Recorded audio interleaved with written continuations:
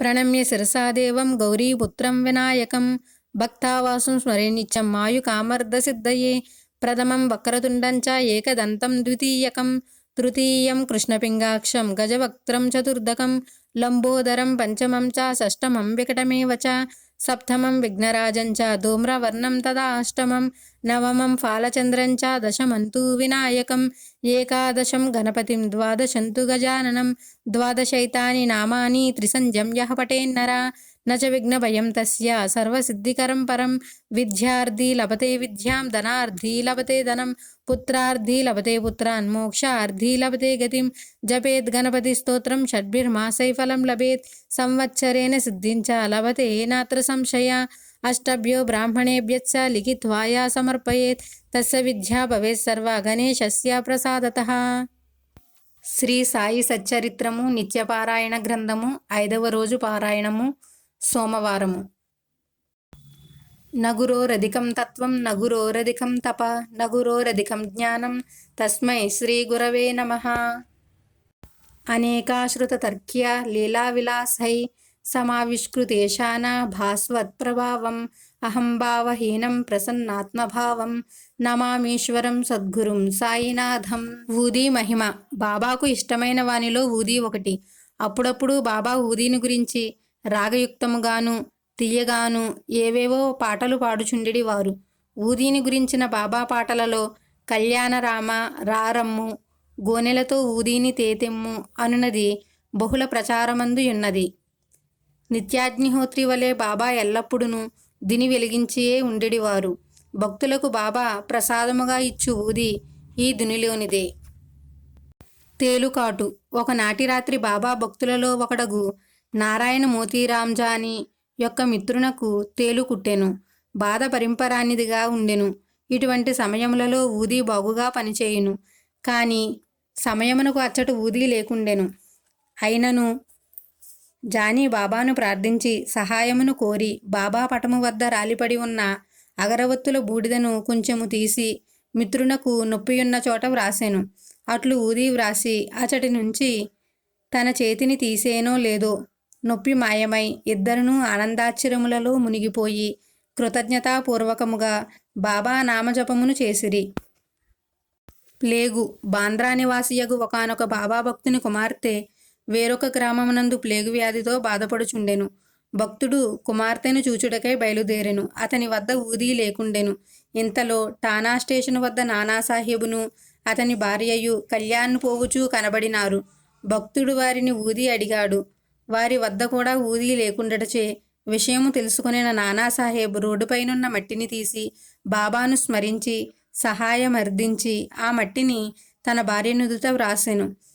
భక్తుడిదంతయు గమనించియు ఊదీ లభించనందులకు దిగులు పడుచు కుమార్తె వద్దకు చేరగా సరిగ్గా నానాసాహెబ్ ఆయన భార్య నుదుట మట్టి బొట్టు పెట్టునది మొదలు ఇచ్చటి ఈ భక్తుని కుమార్తెకు వ్యాధి నయమవడం ఆరంభించినది. ఇది చూసి ఆశ్చర్యపోయెను. ఊదీ శక్తిని సాయి వాత్సల్యమునకును కృతజ్ఞలతో అతని కన్నులు తడియైనవి. శ్యామా మరదలు ప్లేగు. ఒకనాడు శ్యామా తమ్ముడు బాపాజీ యొక్క భార్యకు ప్లేగు తగిలినది. శరీరముపై 2 బొబ్బలు లేచినవి. బాపాజీ శ్యామాను సహాయము కోరెను. శ్యామ సాయిబాబాను ఆశ్రయించెను. బాబా ఊదీ ప్రసాదమునిచ్చి నీవు రేపు ఉదయము వెళ్ళుము, ప్రస్తుతం ఈ ఊదీని పంపి బొబ్బలపై పూసి నీటిలో కలిపి త్రాగించమనము అని చెప్పినారు. శ్యామ అట్లే చేసెను. మరునాడు ఉదయమున శ్యామ వెళ్ళి చూచుసరికి ఆమెకు బొబ్బలు మాయమైపోయి ఆరోగ్యముగా నవ్వుచూ పొయ్యి వద్ద తేనీరు కాచుచూ కనిపించినది. కృతజ్ఞతతో కూడిన ఆనందాతిరేకమున శ్యామ బాబా వద్దకు వెళ్ళి ప్రార్థించెను. వైద్యానికి తగ్గని వ్రణం ఊదీతో తగ్గిన వైనం. మాలెగాం నాసికా జిల్లాలో ఒక అల్లోపతి వైద్యుడు ఉండెడివాడు. ఆయనకు రాచకురుపుతో బాధపడుచున్న మేనల్లుడొకడు ఉండెను. ఎన్ని మందులు వాడినను ఆ కురుపు తగ్గలేదు. మేనమామయ్యకు డాక్టరుతో పాటు అతని తోటి వైద్యులు కూడా పరీక్షలు చేసినారు, మందులు వాడినారు, ఆపరేషన్ కూడా చేసినారు. కానీ ఫలితము మాత్రము కానరాలేదు. అంతలో ఎవరో ఇచ్చిన సలహాపై తల్లిదండ్రుల కుర్రవాణిని షిరిడీ తెచ్చి బాబా దర్శనము చేయించిరి. బాబా ఆ కురుపుపై తన చేతిని త్రిప్పుచు మసీదునకు వచ్చిన వారి ఆరోగ్యమునకు ఆనందమునకు లోటు ఉండదు, కురుపుపై ఊది వ్రాయించుచుండు వారము రోజులలో నయమగునని చెప్పినారు. తల్లిదండ్రులట్లే ఊది రాయగా బాబా చెప్పినట్లుగానే వారము రోజులలో కురుపు నెమ్మదించి క్రమక్రమముగా మానిపోయినది. మూర్ఛరోగి. ఒక ఇరానీవాని కుమార్తెకు ప్రతిదినమున గంట గంటకును మూర్ఛ వచ్చుచుండెడిది. మూర్ఛ రాగానే ఆమెకు మాటలు పడిపోవుచుండెడివి. ఎట్టి ఔషధములను గుణమీయలేదు. తుదకొక మిత్రుని సలహాపై ఆ ఇరానీవాడు విల్లే పార్లేలోని కాకాసాహెబ్ దీక్షిత్ వద్ద ఊదీ ప్రసాదమును సంపాదించి ప్రతిరోజు నీటిలో కలిపి కుమార్తెచే త్రాగించసాగాను. అంతకుముందు గంట గంటకు వచ్చేడి మూర్ఛ ఊదీ జలము త్రాగినప్పటి నుండి 7 గంటలకు ఒక మారుగా రాసాగెను. మరికొన్ని రోజులలోనే వ్యాధి పూర్తిగా నయమయ్యెను. హార్దా వృద్ధుడు. హార్దాలో నుండి ఒక ముసలివాడు మూత్రకోశమునందలి రాయితో బాధపడుచుండెడివాడు. వైద్యులు దానిని శస్త్రచికిత్స చేయవలెనని చెప్పినారు. కానీ ఆ వృద్ధుడు పిరికివాడగుటచే అందులకు సిద్ధము కాలేకపోయెను. చివరకు బాబా భక్తుడును ఆ గ్రామపు ఈనాముదారును అగు వ్యక్తి అతనిని పరామర్శింప వచ్చెను. అతని వద్ద బాబా ఊది ఉండెను. మిత్రుల ప్రోద్బలముతో వృద్ధుని కుమారుడు ఆ ఊదిని తీసుకుని నీటిలో కలిపి తండ్రికి ఇయ్యగా గుణము కనబడినది. 5 నిమిషములలో రాయి కరిగి మూత్రము వెంబడి బయటపడిపోయినది. వృద్ధుడు శీఘ్రముగానే కోలుకొనెను. నిద్ర పట్టని జబ్బు. బాంద్రా నివాసి ఒక పెద్ద మనిషికి నిద్ర పట్టినదే తడువుగా గతించిన అతని తండ్రి స్వప్నమున కనిపించి తీవ్రముగా తిట్టుచు నిద్రాభంగమొనరించి అస్థిమునితునిగా చేయుచుండెను. తుదకొక మిత్రుడు బాబా ఊది ఇచ్చి నిద్రించుటకు ముందు కొంచెం నుదుటికి రాసుకుని మిగతా పొట్లము తలదిండున దిగువనుంచుకోమని చెప్పాను. పెద్ద మనిషి అట్లే చేయగా ఆశ్చర్యముగా అతనికి సుఖముగా నిద్రపట్టసాగినది. నాటి నుండి అతడు బాబా భక్తుడైనాడు. తిరిగి ఎప్పుడునూ నిద్రపట్టని జబ్బుతో బాధపడలేదు. డాక్టరు గారికి బాబా వైద్యము. బాబా ప్రియభక్తులలో డాక్టర్ పిళ్ళే ఒకడు. బాబా అతనిని బావు అన్నా అని పిలుచుచుండెడివారు. ఒకసారి ఆ డాక్టరు నారిపుండుతో బాధపడెను. ఆ బాధ భరించలేక నా ఈ బాధ దుర్భరముగానున్నది, దీనిని రాబోయే 10 జన్మలకు పంచిపెట్టుము అని బాబాకు కబురు చేసినాడు. అది విని బాబా హృదయము దయతో ద్రవించిపోయినది. వానినెక్కడకు తీసుకుని రండి, నేను నయము చేసదను అనినారు. మిత్రులందరూ కలిసి డాక్టర్ను తెచ్చి బాబా ఎదుట కూర్చొండబెట్టిరి. అప్పటికే డాక్టర్ పిళ్ళే పుండుపై కట్టుకట్టి యుండుటతో బాబా ముందర ఆ కట్టుని విప్పుము, లేనిచో చచ్చెదవు. ఇప్పుడే ఒక కాకి వచ్చి పొడుచును, దానితో నీ కురుపు నయమగును అని చెప్పి వెంటనే ఆ కట్టుని విప్పించి వేసినారు. వారట్లు సంభాషించుచుండగానే మసీదు బాగుచేసి దీపములు వెలిగించు అబ్దుల్ అనువాడు వచ్చెను. అతడు దీపములు బాగుచేయుచు పొరబాటున పిళ్ళే యొక్క కురుపును త్రొక్కెను. ఆ త్రొక్కుడుకు కురుపులో నుండి 7 పురుగులు బయటపడుటయు, చచ్చాన్రా బాబోయ్ అని అరుచుచు పిల్లే ఏడుపు లంఘించుకొనుటయు ఏకకాలమున జరిగెను. బాబాయిను ఇతరులను ఓదార్చసాగిరి. బాధ నెమ్మదిగా తగ్గుముఖము పట్టుటతో పిళ్ళే నవ్వసాగెను. అది చూసి బాబా, అమ్మయ్య, మన బావు నవ్వుచున్నాడు అనగా జబ్బు కుదిరినదన్న మాటే అని అనుచు నవ్వసాగినారు. అంతలో పిళ్ళే, బాబా ఇంతకును నీవు చెప్పిన కాకి ఎప్పుడు వచ్చును అని అడుగగా బాబా చిరునవ్వు నవ్వుచు, ఏమి నీవు కాకిని చూడలేదా? అబ్దులే ఆ కాకి. నీవు పోయి వాడాలో విశ్రాంతి గొనుము. 10 రోజుల పాటు పుండుపై ఊదీ వ్రాయము. ఊదీని నీటితో కలిపి లోనికి పుచ్చుకొనుము అని సలహా ఇచ్చినారు. పిళ్ళే అట్లే చేయగా సరిగా 10 రోజులలో పుండు పూర్తిగా మానిపోయినది. మైనతాయికి సుఖప్రసవము. 1904, 1905 ప్రాంతములందు నానాసాహెబ్ చాందోర్కర్ షిరిడీకి 100 మైళ్ళ దూరాన గల జామ్నీరులో మామలతదారుగా ఉండెను. అతని కుమార్తె మైనతాయి ప్రసవించుటకు సిద్ధముగా ఉండెను. కానీ ఆమె పరిస్థితి బాగులేదు. ఎన్ని రకముల మందులు వాడినను ఫలితము లేక చాందోర్కరు బాబానే శరణు కోరి ప్రార్థించసాగెను. షిరిడీలో రాంగిర్ బువా అను సన్యాసి కలడు. బాబా మాత్రము అతనిని బాపుగిర్ బువా అనెడివారు. అతడు జలగాం వెళ్ళుచుండగా బాబా అతనిని పిలిచి మాధవ అడ్కర్ రచించిన హారతి పాటను ఊదీ ప్రసాదమును ఇచ్చి జామ్నేరులోని చాందోర్కరునకు అందజేయమనెను. తన వద్ద జలగాం పోవుటకు మాత్రమే ధనము కలదనియు, అటుపై 30 మైళ్ళ దూరముననున్న జామ్నేరు పోవుటకు పైకము లేదనియు బువా చెప్పెను. అన్నియును వాటికవే సమకూరును, నీవు బయలుదేరుము అని బాబా అతనిని త్వరబెట్టి పంపినారు. భక్తులు కష్టములలో ఉండి ప్రార్థించున్నప్పుడు భగవానుడగు సాయి ఆ పాటి ఆతృత పడుటలో ఆశ్చర్యమేమున్నది? బాబాపై విశ్వాసముతో బయలుదేరిన రాంగీర్ బువ రాత్రి 2:30 గంటలకు జలగాం చేరెను.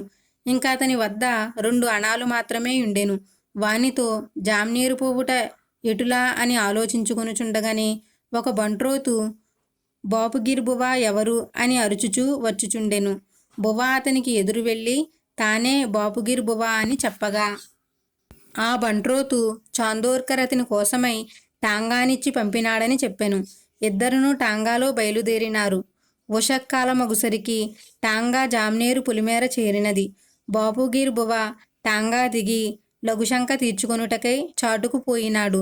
అతడు తిరిగి వచ్చేసరికి టాంగా గాని బంట్రోతు గాని ఎవరునూ కనబడలేదు. బువా ఆశ్చర్యపోవుచు వారిని వీరిని వాకబు చేయుచు ఎట్లో నానాసాహెబు గారి ఇంటికి చేరి హారతిని ఊదిని అందించినాడు. అప్పటికే మైనతాయి ఆరోగ్యము అధ్వాన్న స్థితిలో ఉన్నది. అందరూ ఆశ వదులుకొనుచున్న వేళ బాబా పంపిన ఊదియు హారతి పాటయు అందుటతో కలకలము ఆరంభమైనది. ఊదీని నీటిలో కలిపి మైనతాయికి ఇచ్చిరి. హారతి పాట పాడసాగిరి. అతి స్వల్పకాలములోనే సుఖముగా ప్రసవము జరిగినది. మైనతాయి కూడా క్షేమముగా ఉన్నది. ఆ శుభవార్త వినిన పిదప బువా తనకు సెలవు ఇప్పించవలసినదిగా నానాసాహెబును కోరుచు రాత్రి టాంగా పంపినందుకు కృతజ్ఞతలు చెప్పెను. అది విని నానాసాహెబ్ ఆశ్చర్యపోయెను. బువా రాక గురించి తనకు తెలియదనియు తాను ఎటువంటి టాంగాను పంపలేదనియు చెప్పుటతో అది బాబా లీలగా గుర్తించిన బువా భక్తుల పట్ల సాయి వాత్సల్యమునకు చలించిపోయినాడు. బంట్రోతు గుర్రము, టాంగా, దానిని తోలువాడును సమస్తమును బాబాయేనని చెప్పనవసరము లేదు కదా. మరపురాని భక్తుడు మేగుడు. సాయి భక్తుడగు హెచ్వి సాటే మేఘశ్యాముడను వానినొకరిని బాబా వద్దకు పంపెను. అతడు బయలుదేరినాడే గాని తాను బ్రాహ్మణుడొకటచే మహమ్మదీయుడగు బాబాను సేవించుటకు అభిమానపడుచునే ఉండెను. తీరా మసీదులోనికి వెళ్ళబోవుసరికి బాబా అతనిని ఒక్క గదుము గదిమినారు. నీవు బ్రాహ్మణుడవు, నేను మహమ్మదీయుడను. తురకవారి సేవ వలన నరకము వచ్చునేమో గదా, నీ కులము చెడునేమో గదా, ఎలా వచ్చితివి పొమ్మని గద్దించినారు. తన మనసులో మాట బాబాకెట్లు తెలిసినాయని అతడు కంగారు పడినాడు. బాబా అతనిని చేరనిచ్చుటకు అంగీకరించలేదు. కానీ దాదా కేల్కర్ కలగజేసుకొనుటతో ఎట్టకేలకు మేఘశ్యాముని తన పరివారం అందించుట అంగీకరించినారు. బిల్వార్చన, గంగాభిషేకము. మేఘశ్యాముని బాబా మేగుడు అని పిలుచుండుటచే అందరూ అట్లే పిలిచెడివారు. మేగుడు సహజముగా శివభక్తుడొకటచే బాబానతుడు శివుని వలె భావించెడివాడు. శివునకు బిల్వపత్రములు పూజ ఇష్టము కదా. అందుచే మేగుడు ప్రతిదినమును కొన్ని మైళ్ళ దూరము కాలినడకనే పోయి మారేడు దళములను తెచ్చి బాబాను పూజించెడివాడు. ఇట్లుండగా పెద్ద పండుగ సంక్రాంతి వచ్చినది. ఆ రోజున బాబాను గంగాజలముతో అభిషేకించవలెననుకున్నాడు. తక్షణమే 2 పెద్ద కుండల నిండుగా గోమతీ తీర్థము నింపుకొని భుజాలకెత్తుకుని రాను 8 మైళ్ళు పోను 8 మైళ్ళు 16 మైళ్ళు నడిచి మధ్యాహ్నము 12 గంటలకల్లా మసీదుకు చేరినాడు. అభిషేకమునకు బాబాను సిద్ధము కమ్మనినాడు. నేను ఫకీరును, నాకు అభిషేకము అక్కర్లేదనియు బాబా అనినారు. మేగుడు అంగీకరించలేదు. నీవు నా శివుడవు, శివుడు అభిషేక ప్రియుడు కావున అభిషేకము జరుపవలసినదని పట్టుపట్టి మరి తొందర పెట్టినాడు. భక్తపరాధీనులు కదా బాబా, ఒప్పుకొనక తప్పలేదు. బాహ్య ప్రపంచమునకు భక్తులు భగవంతుని ప్రార్థించుచున్నట్లుగాను వరములు కోరుచున్నట్లుగాను కనిపించినే గాని నిజమునకు అవన్నీయు భగవంతునకు ఆజ్ఞల వంటివి. భక్తుల వాంఛిత రూపములకు ఆజ్ఞల నాయన పాలించియే తీరును. పైగా భక్తులు తమ ఇచ్చ వచ్చినట్లుగా తనను అర్చింపవచ్చు అనియు తానెదురాడననియు బాబాకొక ప్రతినయున్నది కదా. అందుచే అభిషేకమునకు సిద్ధపడినారు. మేఘ, నిన్ను నిరాశపరుచుటకిష్టము లేక ఒప్పుకుంటేనే గాని వేరు కాదు. శరీరమునకు శిరసే ప్రధానము కావున నీ అభిషేకము నా తలకే చేయుము. తక్కిన దేహమంతయును తడుపకుము సుమా అని చెప్పి పీటపై కూర్చుండి తల ముందునకు చాచినారు. సరేనని మేగుడు 2 కుండల నీటిని తలపైనే పోయవలననుకొనినా గాని భక్తి పారవశ్యములో హరగంగే శివగంగే అనుచు నిలువెల్లా నీరు గుమ్మరించినాడు. అభిషేకమైన పిదప కొండను ప్రక్క నుండి బాబా వైపు చూడగా బాబాకు తల మాత్రమే తడిసి తక్కిన శరీరమంతయు పొడిగానే ఉన్నది. మట్టి గోడలు కలప తలుపులు నన్ను ఆపలేవు. ఒకనాటి ఉదయమున మేగుడు తన బసలో సయ్యాగతుడై కనులు మూసుకుని ధ్యానించుచుండగా బాబా వచ్చి అక్షతలు జల్లి ఆశీర్వదించి త్రిశూలము వ్రాయము అని ఆదేశించి తిరోహితులైనారు. మేగుడు కనులు తెరుచుసరికి అక్షతలే తప్ప బాబా కనబడలేదు. వెంటనే మసీదుకేగి తన అనుభవమును చెప్పి ఆ కలకు అర్థము అడుగుడచే బాబా నవ్వుచూ అది కల కాదు, నేనే స్వయముగా వచ్చి చెప్పి తిని త్రిశూలమును వ్రాయము అనినారు. మేగుడు ఆశ్చర్యపోవుచునే తలుపులన్నీ లోపల వైపుగా మూసి ఉన్నవి కదా, మీరెట్లు వచ్చినారు అని అడుగటతో బాబా మరింత మధుర సుందరముగా నవ్వుచూ దృఢముగాను ప్రతిజ్ఞాపరముగాను ఇట్లనినారు. ప్రవేశమునకు నాకు తెరచిన వాకిండ్లు అవసరము లేదు. నాకు రూపము లేదు. నేను అన్ని చోట్లను నివాసించుచున్నాను. నన్నే నమ్మి నా ధ్యానమందేయుండు వారి సమస్త కార్యములను నేనే సూత్రధారినై జరిపించెదను. నా భక్తుల వద్దకు వెళ్లకుండా నన్ను ఏదియును అడ్డుకొనలేదు. మట్టి గోడలు కలప తలుపులు ఎంత మేఘా శివుడు వచ్చుచున్నాడు, సత్వరమే త్రిశూలము పూర్తి చేయుము అని పునరాదేశించినారు. మేగుడు తక్షణమే బసకు పోయి త్రిశూలమును రచించి బాబాకు చెప్పుటకై మసీదునకు బయలుదేరెను. ఇంతలోనే పూనా నుండి వచ్చిన రామదాసి భక్తుడు బాబా వద్ద ఒక లింగమును సమర్పించెను. అప్పుడే వచ్చిన మేగుడు చూచితివా త్రిశూలము గీయగానే శివుడు వచ్చినాడు, తీసుకుని వెళ్ళి పూజించుకొనుము అనినారు బాబా. మేగుడట్లే లింగమును గొనిపోయి బాబా పటము ప్రక్కనే ప్రతిష్ఠించి నిత్యమును పూజించెడివాడు. మరికొన్ని సంవత్సరముల పాటు బాబాను సేవించుకొని 1912లో ఆ పుణ్యాత్ముడు కాలము చేసినాడు. బాబా అతని శవమును తాకి ఈ మేగుడు మరుపురాడు, ఇతడు నా నిజమైన భక్తుడు అని శ్లాఘించినారు. అతని చావు భోజిని కూడా బాబా తన స్వంత ఖర్చులపైనే ఏర్పాటు చేసినారు. శ్యామ గయయాత్ర. కాకాసాహెబ్ పెద్ద కుమారునకు నాగపూర్లో ఉపనయనము. దాదాపు ఆ సమయమునకే నానాసాహెబ్ జాందోర్కర్ యొక్క పెద్ద కుమారునకు గ్వాలియర్లో వివాహము. వారిరువురును ఆ శుభకార్యమునకు రావలసినదిగా బాబాను కోరిరి. బాబా తన ప్రతినిధిగా శ్యామను పంపించెను. పంపుచు నీ కాశీప్రయాగ యాత్రలు ముగిసి గయ చేరుసరికి గయలో కలుసుకొనిదమని అన్నారు.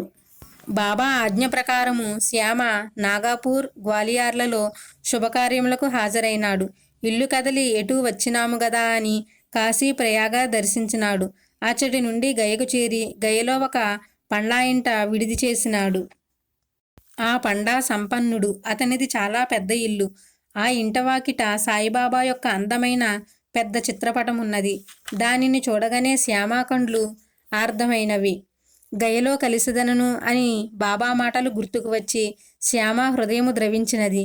పండాను పిలిచి బాబా పటం ఎక్కడిది అని అడుగగా అతడొక 10-12 ఏండ్ల క్రిందట బాబా దర్శనముకై షిరిడీకి పోయినట్లును అక్కడ శ్యామ ఇంటిలో ఉన్న ఆ పటమును చూచి తాను కోరగా బాబా అనుమతితో శ్యామాయే దానిని తనకు బహుకరించననియు పండా చెప్పెను.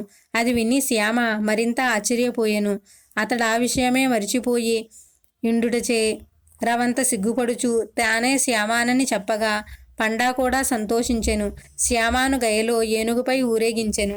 బాబా మాట ప్రకారము గయలో దర్శనమిచ్చుట ఒక విశేషము కాగా శ్యామ బాబా యొక్క ప్రతినిధిగా బయలుదేరుటచే బాబాకు జరుపవలసిన గజారోహణాది సత్కారములన్నీయును శ్యామకు దక్కినవి.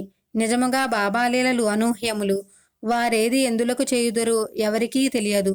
వారి కృత్యములకెవరైనా కారణమడిగినచో వారు చెప్పెడి జవాబులు చాలా చిత్రములుగా నుండెడివి. మేక స్నేహితుల కథ. బాబా ఒకనాడు 32 రూపాయలకు 2 మేకపిల్లలను బేరము చేసిరి. ప్రక్కనున్న భక్తులు వారించిరి. ఆ 2 మేకలను కలిపి 8 రూపాయల కంటే ఎక్కువ చేయవు, అనవసరముగా 24 రూపాయలు మోసపోవుచున్నారు అని గోలపెట్టినారు. బాబా వారికి ఏమీ జవాబునియలేదు.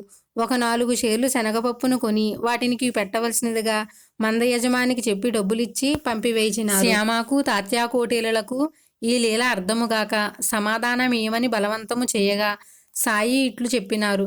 గత జన్మలో ఆ మేకలను మనుష్యులే, అప్పుడు నా స్నేహితులు కూడాను, పైగా వారిద్దరును అన్నదమ్ములు, కక్షలతో ఒకరినొకరు చంపుకుని ఇప్పుడు మేకలుగా పుట్టినారు. మందలో కనబడగానే గుర్తుపట్టి పూర్వజన్మ మిత్రులు కదా అని చేరదీయబోగా మీరు వలదంటిరి గదా, అందులకే బేరము వదులుకొంటిని. బాబా చెప్పిన ఈ సమాధానముతో అచటి వారికి తల తిరిగినంత పని అయినది. ఇట్టిదే ఇంకొక కథ చూచెదము. కప్ప పాము కథ. ఒకనాటి ఉదయమున బాబా ఒక గృహస్థునితో కలిసి ఏటిగట్టున విశ్రాంతిగా చిలుము త్రాగుచుండిరి. ఇంతలో కప్ప బెకబెకలు వినపడగా గృహస్థు వెళ్ళి చూసెను. అతడు ఒక పాము ఒక కప్పను మృంగబోవుచుండెను. అతడు భయపడి బాబాకు చెప్పగా బాబా వాని వద్దకు వెళ్ళి, ఓయి వీరభద్రప్ప, నీ శత్రువైన బసప్ప కప్ప జన్మమెత్తి పశ్చాత్తాపపడుచున్నాడు గదా, నీవు పాము జన్మమెత్తి కూడా అతనిపై పగబట్టి ఉన్నావేమి? నీకింకనూ బుద్ధి రాలేదా? మీ కక్షలను మరిచి వెంటనే తొలుగు పొమ్ము అని గదిమినారు. దానితో పాము కప్పను వదిలిపెట్టి వెళ్ళిపోయినది. ఇదంతయు కనులారా చూసిన గృహస్థు అయోమయములో పడి, అయ్యా బాబాగారు, వీరభద్రప్ప ఏమిటి, బసప్పేమిటి, పాత పగలేమిటి, వివరముగా తెలియచేయండి అని కోరగా బాబా ఇట్లు చెప్పినారు. బసప్ప భద్రప్పల కథ. మా ఊరికి 4-5 మైళ్ళ దూరమున శిథిలమైన ఒక ప్రాచీన శివాలయము కలదు.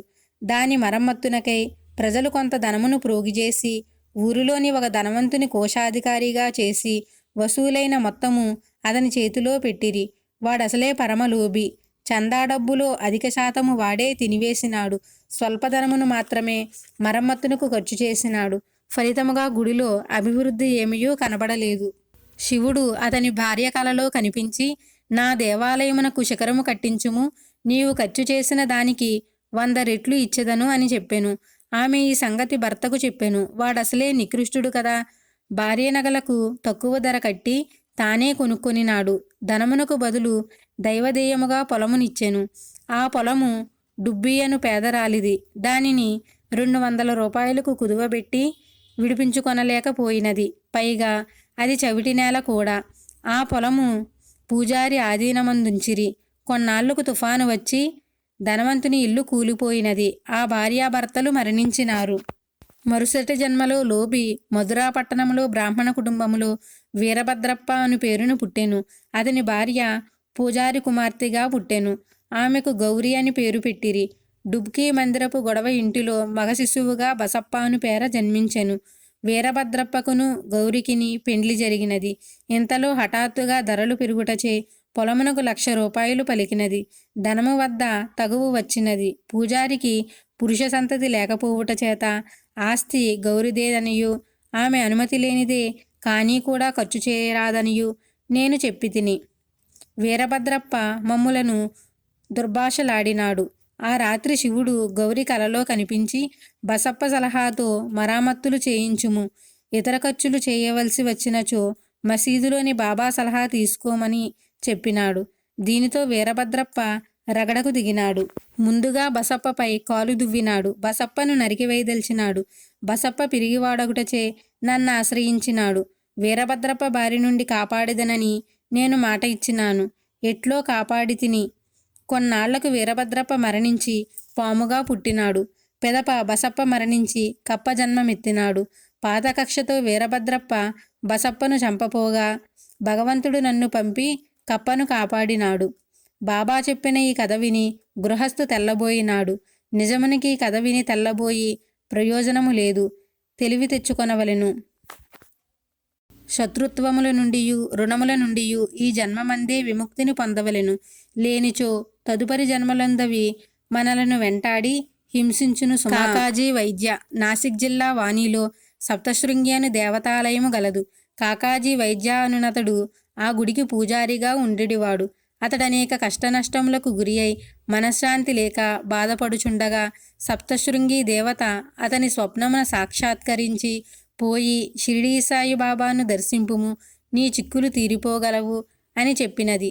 అది మొదలు అతడు షిరిడీ పోవుట ఎట్లా అని ఆలోచనలో పడెను. ఇప్పుడు షిరిడీలో జరుగుచున్న వింత చూడుము. సాయిబాబాకు మీదు మిక్కిలి ఆప్తభక్తుడగు శ్యామకు సప్తశృంగియే గృహదేవత. శ్యామకు పసితనములో జబ్బు చేయగా అది నయము కాగానే బిడ్డను నీ పాదముల ముందుంచదా అని అతని తల్లి సప్తశృంగిక మృక్కినది. కాని మరిచిపోయినది.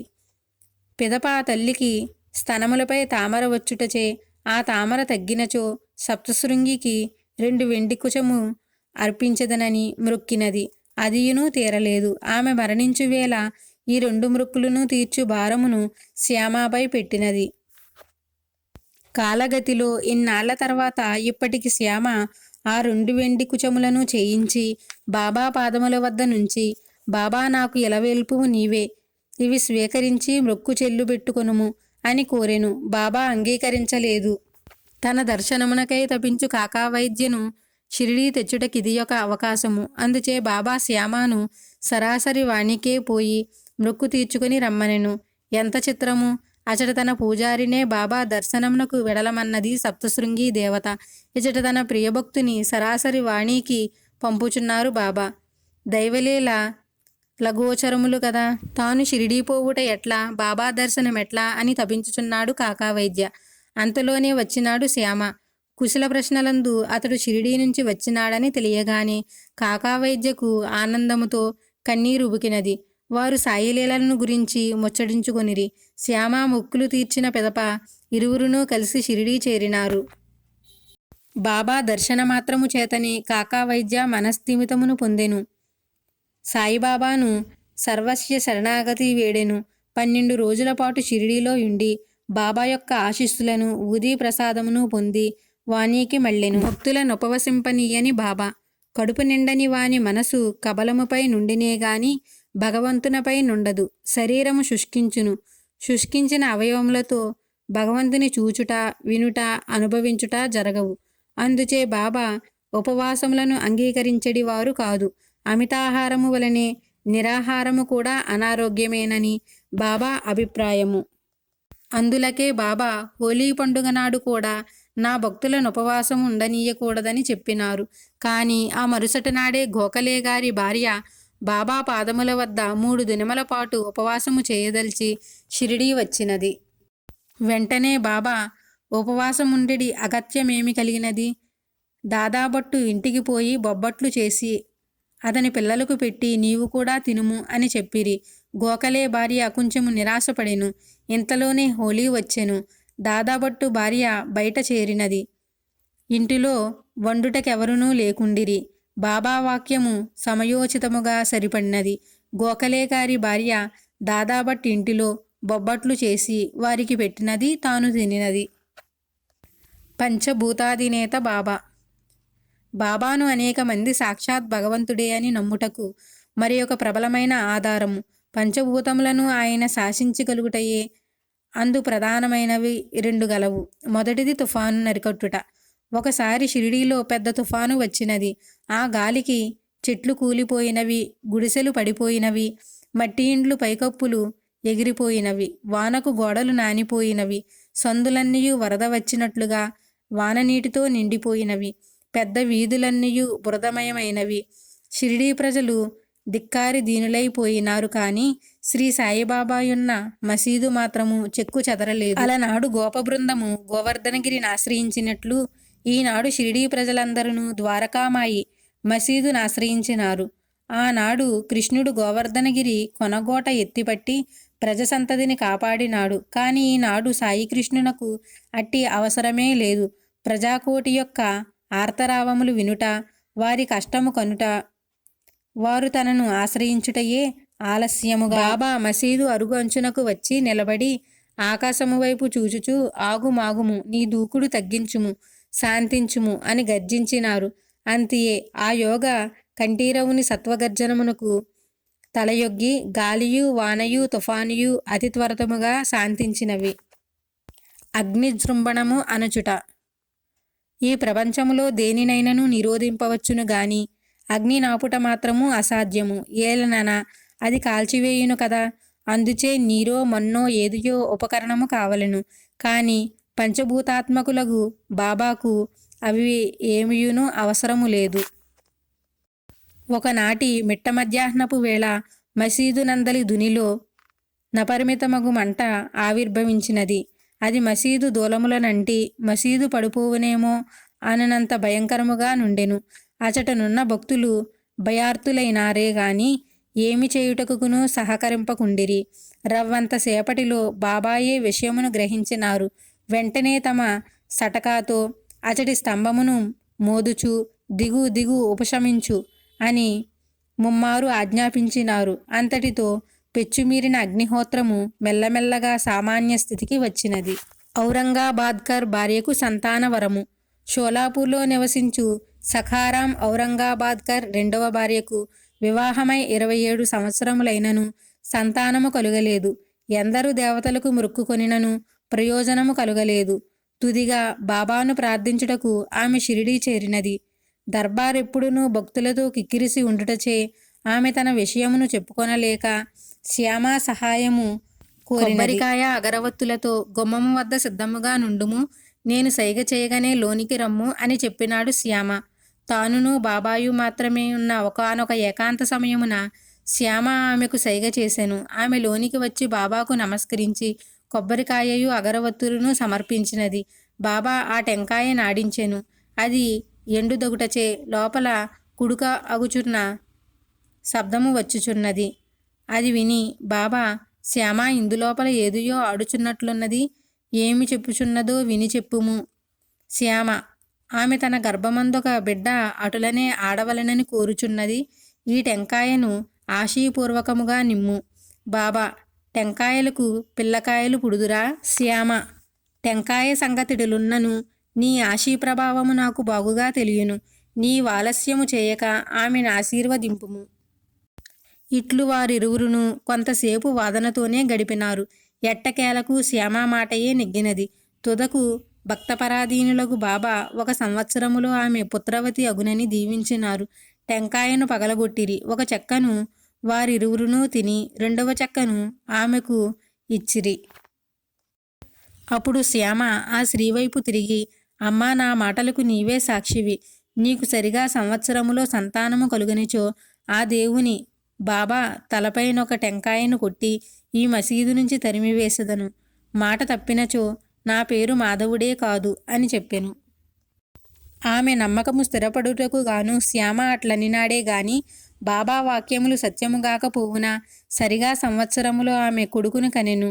ఆ బిడ్డకు 5వ మాసమందు తల్లిదండ్రులు పిల్లవానితో సహా వచ్చి బాబా పాదములపై పడిరి. ఔరంగాబాద్కర్ కృతజ్ఞతాపూర్వకముగా బాబాకు 500 రూపాయలు సమర్పించెను. ఆ ధనముతోనే బాబా గుర్రమైన శ్యామకర్ణకు శాల కట్టించబడినది. వ్యాపారములో సలహాలు కేవలము ఆముష్మిక మార్గ బోధనమును ఆరోగ్యమును మాత్రమే కాదు, తన భక్తుల లౌకిక జీవనమందు కూడా బాబా చక్కటి సలహాలను సహాయమును అందించెడివారు. బాబా పట్ల ఎనలేని భక్తి ప్రవత్తులు కలిగిన దాము అన్నాకాసర్ అనువానికి అతని మిత్రుడొకడు ప్రత్తిలో జట్టి వ్యాపారము చేయుదమనియు స్వల్పకాలములోనే 2 లక్షలు లాభము గడింపవచ్చుననియూ చెప్పెను. దాము ఈ విషయమై బాబాను సంప్రదింపగా బాబా అతనికి ఆ వ్యాపారము అచ్చిరాదనియూ చెప్పినారు. ఆ పిదప దాము బియ్యము గోధుమలు మొదలగు ఆహారపు దినుసుల వ్యాపారము చేయదలిచినాడు. అందులకు కూడా బాబా అభ్యంతరమును తెలిపినారు. దాము చాలా నిరాశపడినాడు.